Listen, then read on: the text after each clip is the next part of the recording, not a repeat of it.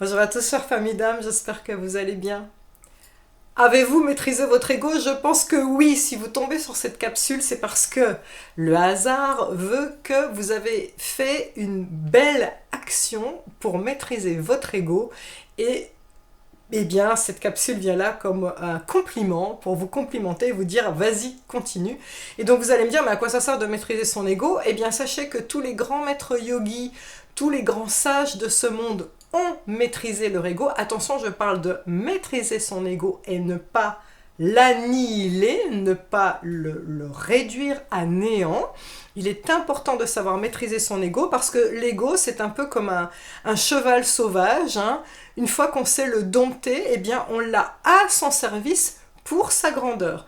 Vous remarquerez que tous les grands patrons d'entreprise, tous les grands de ce monde, ont un ego très fort. Simplement, ils savent le mettre à leur service. Si l'ego, comme le cheval sauvage, on le laisse partir à volo et faire ce qu'il veut, eh bien, ça devient n'importe quoi, ça devient l'anarchie. Et ça donne un être aux prises, aux tourments, aux émotions toxiques et tout ça. Donc, comment vous avez maîtrisé votre ego? Eh bien, la première chose, première preuve qu'on a maîtrisé son ego, c'est quand quelqu'un va se vanter de ses capacités. Ah ouais, moi je sais faire ci, moi je sais faire ça, moi j'ai écrit tant de livres, moi j'ai une voiture extraordinaire, moi voilà. Et de ne pas surenchérir dessus, c'est-à-dire de dire ah ouais bravo, super, bravo pour toi, je suis content pour toi, mais pas dire mais on s'en fout de ta voiture ou moi aussi, si je voulais je pourrais en avoir une mieux. Non, ça c'est vraiment le point essentiel qui va vous permettre de remarquer que vous avez maîtrisé votre ego. Autre chose qui va vous permettre de remarquer que vous avez maîtrisé votre ego, c'est de ne pas chercher absolument à avoir raison dans un débat futile. Alors là, ça m'arrive toujours avec ma fille ado, on parle dans une conversation au repas d'un truc banal, bon voilà, le truc très consensuel, et d'un seul coup, elle vous dit « Mais non, c'est pas comme ça, j'ai vu sur un YouTube que truc... » Bon, et vous avez des tonnes de preuves flagrantes que la personne a faux. Bon, tu me dis que la Terre est plate. Très bien, la Terre est plate. Est-ce que ça va changer la face du monde que cette personne ponctuellement croit ça? La seule chose, c'est que ça va amener plus de sagesse dans votre foyer, de lâcher prise sur un truc où vous savez pertinemment que la personne elle a tort, mais en même temps que est-ce que vous choisissez d'avoir la paix intérieure et pas de conflit dans votre famille, ou est-ce que vous voulez absolument vous battre pour avoir raison? Donc, une personne qui a maîtrisé son ego choisit toujours d'être sage plutôt que d'avoir raison. Autre chose qui fait que vous avez maîtrisé votre ego, et là ça va être plus dur pour vous qui m'écoutez parce que je sais que beaucoup d'entre nous sommes des sauveurs, c'est-à-dire que nous voulons absolument aider notre entourage. Eh bien, on a maîtrisé son ego quand on accepte de ne plus prendre en charge les problèmes de notre entourage sur notre dos. Nous avons tous un karma, nous avons tous une feuille de route, un destin qui nous est propre, nous avons tous le libre arbitre par rapport à notre destin.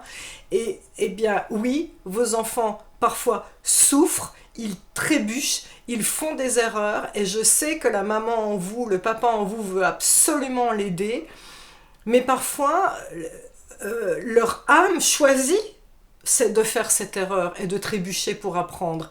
Et donc ce recul est nécessaire.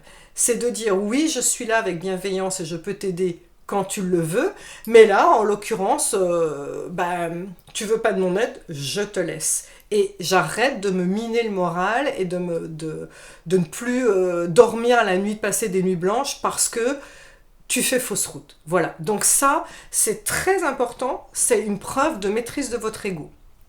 Justement, ce qui découle aussi dans la maîtrise de l'ego, c'est de ne pas vous attribuer le rôle de sauveur en cherchant inlassablement à aider les autres, équilibrer, donner et recevoir. C'est-à-dire, est-ce que c'est bien beau d'être à l'écoute des autres et de vouloir écouter les autres, mais est-ce que vous vous écoutez vous? Est-ce qu'à un moment, il vous est arrivé dans une conversation avec, au téléphone avec votre sœur, votre meilleure amie qui vous raconte toutes les horreurs qu'elle vit et vous commencez à vous sentir pollué, est-ce que vous avez le courage d'abréger la conversation parce que vous devez vous ressourcer, parce que vous sentez que vous êtes fait pomper votre énergie et que vous devez vous ressourcer. Ça, c'est important, d'équilibrer, donner et recevoir. Autre preuve que vous avez maîtrisé votre ego, arrêtez de vous dévaloriser et soyez fiers de qui vous êtes. C'est vraiment un trait de caractéristique de l'ego de je suis nul, j'arriverai à rien, je suis pas belle, oh là là, j'ai un truc, oh mon Dieu, ça m'énerve. Non, non, vous êtes parfait, vous êtes une création divine.